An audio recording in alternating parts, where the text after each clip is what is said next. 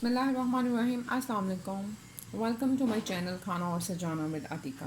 एक नई और मज़ेदार सी रेसिपी के साथ आज की जो रेसिपी है वो पास्ता है। पास्ता इन वाइट सॉस बहुत ही मज़ेदार और बहुत ही यम्मी ये बनता है और बच्चों को बहुत ही पसंद आता है। तो चलें मैं आपको बता देती हूँ कि पास्ता इन वाइट सॉस हम कैसे तैयार करेंगे। इसके लिए हम वाइट सॉस तैयार करेंगे और पास्ते को उसके अंदर बनाएंगे। तो चलें मैं आपको इंग्रेडिएंट्स बता देती हूँ।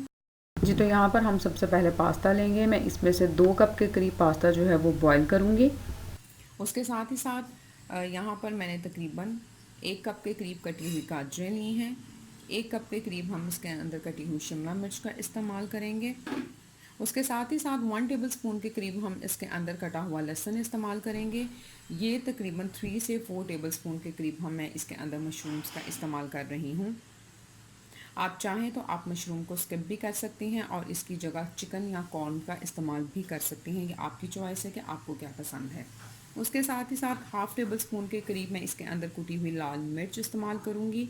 हाफ़ टेबल स्पून के करीब काली मिर्च, हाफ़ टेबल स्पून के करीब हम इसके अंदर नमक का इस्तेमाल करेंगे। नमक और मिर्च का इस्तेमाल आप अपने टेस्ट के मुताबिक कम या ज़्यादा भी कर सकते हैं।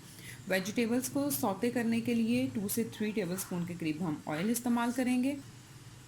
सबसे पहले हम पास्ते को बॉईल कर लेंगे। तकरीबन 7 से 8 मिनट तक में ये पास्ता जो है वो बॉईल हो जाएगा। तो चलिए स्टार्ट करते हैं। तो पास्ते के लिए मैंने पानी बॉईल होने के लिए रख दिया है। हाफ़ टी स्पून के करीब मैं इसके अंदर नमक ऐड करूँगी। जब पानी बॉईल हो जाएगा तो हम इसके अंदर पास्ता ऐड कर देंगे। जी, तो पास्ता जो है वो मैंने बॉईल होने के लिए रख दिया है। जब तक पास्ता बॉईल होता है हम साथ ही साथ वेजिटेबल को सौते कर लेते हैं।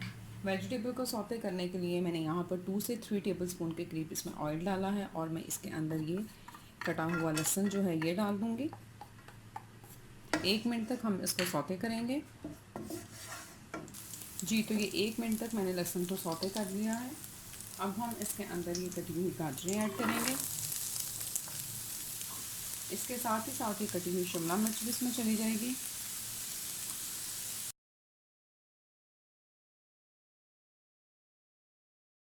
मशरूम्स भी हमने इसके अंदर डाल दिए हैं और 3 से 4 मिनट तक इन तमाम चीज़ों को हम अच्छी तरह से सौते करेंगे।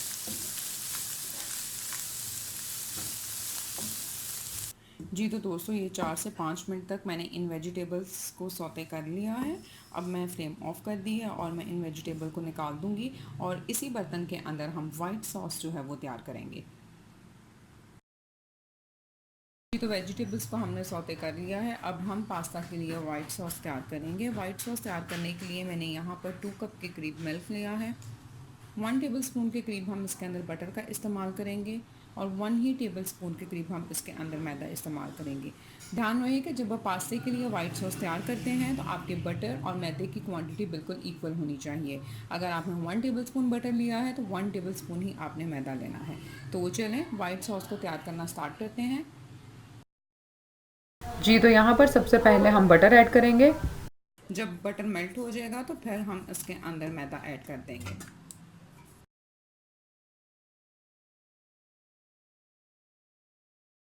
जी, तो बटर मेल्ट हो चुका है। अब हम इसके अंदर 1 टेबल स्पून के करीब मैदा ऐड करेंगे और इसको अच्छी तरह हम भून लेंगे।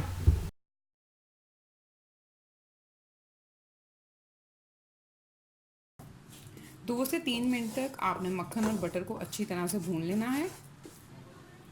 2 कप के करीब हमने इसके अंदर दूध ऐड करना है, लेकिन दूध हम एकदम से ऐड नहीं करेंगे, थोड़ा थोड़ा कर कर ऐड करेंगे और हैंड विस्कर की मदद से इसको अच्छी तरह से हम मिक्स करते जाएंगे। इसको आपने अच्छी तरह से मिक्स करना है ताकि इसके अंदर किसी किस्म की कोई लम्प्स वगैरह ना रहे। आहिस्ता आहिस्ता दूध ऐड करते जाइएगा और अच्छी तरह मिक्स करते रहें।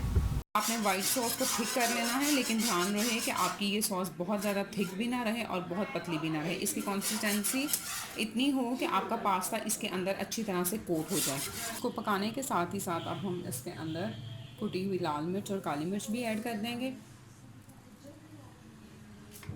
और इसके साथ ही ये नमक भी इसके अंदर चला जाएगा।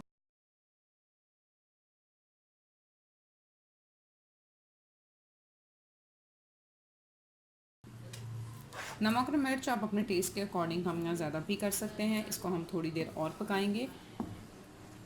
थोड़ी सी और थिक हो जाएगी तो फिर हम इसके अंदर पास्ता और वेजिटेबल सौते की हुई ऐड कर देंगे। जी, तो ये वाइट सॉस जो है वो हमारी काफ़ी थिक हो चुकी है। अब हम इसके अंदर सौते की हुई वेजिटेबल्स ऐड करेंगे।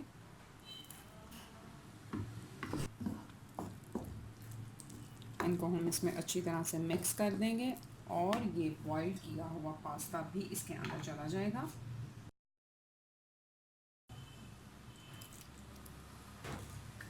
तो हम अच्छी तरह से मिक्स करेंगे। 1-2 मिनट तक हम इसको पकाने के बाद फ्लेम को ऑफ़ कर देंगे।